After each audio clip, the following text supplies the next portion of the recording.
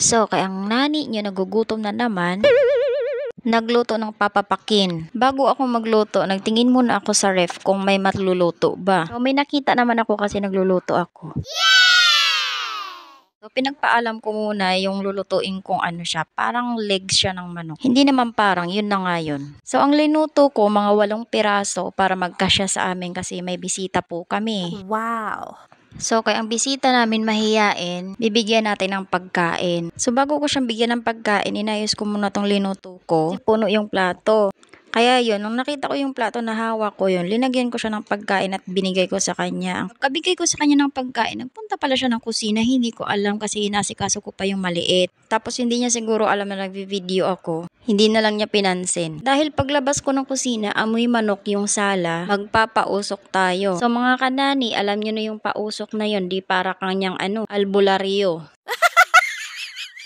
So dito, habang sabay-sabay kaming kumain, nilalaro naman yung maliit na bata. Buti na lang, tuwang-tuwa. Kaya lang inaantok na yun ng sobra kasi ginigising ng mga kapatid niya, hindi makatulog ng maayos. Buti na lang, wala dito yung nanay namin. Isa sa mga pinakaayaw ng nanay namin, yung nagtitipon-tipon kami tapos kumakain, yung parang nagkakatuwaan, ayaw niya yun. Ang resulta nun kung hindi tatawag, pababain ng nasa taas, tapos isarado ang pinto, walang paakyatin na bata o katulong. Ganyan siya, minsan. So kung ang mga nanay nyo may maritisan, ay syempre pati katulong meron din.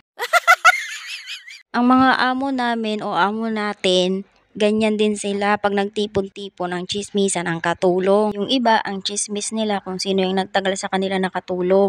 Yung iba naman, ang chismis nila kung sino yung pinakamasamang ugali sa katulong nila.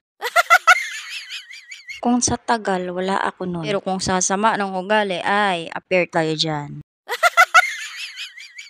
Hindi, charot lang. May kabutihan din naman pagtulog. So dito, hindi naman mga amo namin ang pinagchichismisan namin. Mga problema namin na nakakabigat. Like yung sahod na hindi na nakakarating sa amin kundi resibo na lang. Halos laman lahat na nagtatrabaho dito nung katulad sa amin na nasa bahay lang, ang nakakarating na lang resibo. Pero itong kasama namin, hindi resibo ang nakakarating sa kanya kundi text na lang or chat. Kaya ang naiipon namin dito, resibo na lang. So dito, binigay sa akin ni ate yung baby. Kasi bababa siya, kukunin niya yung pagkain ng amo naming lalaki doon sa baba. So bago bumaba si ate, kumain muna siya ng mga ilang subo lang. Pero may batang pasaway, nanggugulo na naman, ewan ko na naman kung anong gusto niyan. So may dinudukot siya sa bulsa ni ate, hindi ko alam kung ano yung dinudukot niya. Baka chocolate na naman niya na pinatago niya. So dito, yung kasama ko, nag-ano na ng kamay kasi naka-video daw siya. Ayaw daw niyang makita sa video. Akala ko alam niya na nagvi-video ako. Huwag ko daw siyang ipakita. Ay, sorry. Kailangan lahat tayo makita kay masira ang beauty. No choice ka ngayon. Ako nag-edit eh. Huwag kang mag-alala, madam. Maganda ka naman.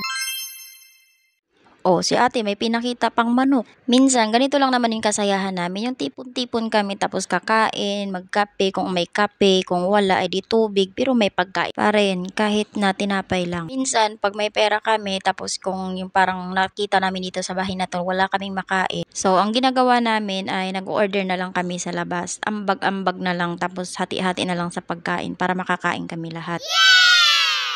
Pero minsan, kahit wala kaming pera, pag yung isa sa amin dyan may pera, ang mukha niyan matam. Tapos, ang gagawin niya nun, siya muna yung bibili, siya muna ang sagot, pambayad sa pagkain. Tapos, sasabihin niya yung bayaran niyo na lang ako pag sahod na. O diba, wala pa ang sahod, may utang na. So habang nagkwentuhan kaming dalawa kasi si ate bumaba na kumuha na ng pagkain, umalis talaga siya doon sa kinakatayuan niya katapos niya kumain at saka uminom ng kape. Ayaw niya talaga makita dito sa vlog ko ba.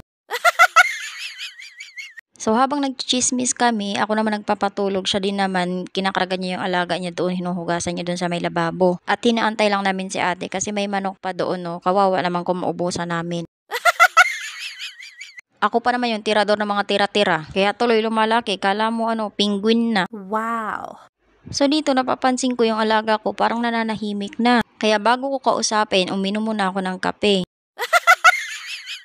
Coffee is life nga, 'di ba? So dito, kinakausap ko na siya kung gusto niya na matulog. Kasi sasagot naman siya niyan, yung parang iiyak, na yung mata niya parang matutumba na. So pag gano'n niya yung sagot niya sa akin, talagang inaantok na siya. Problema, pag natulog na naman siya, guguluhin na naman siya ng mga kapatid niya.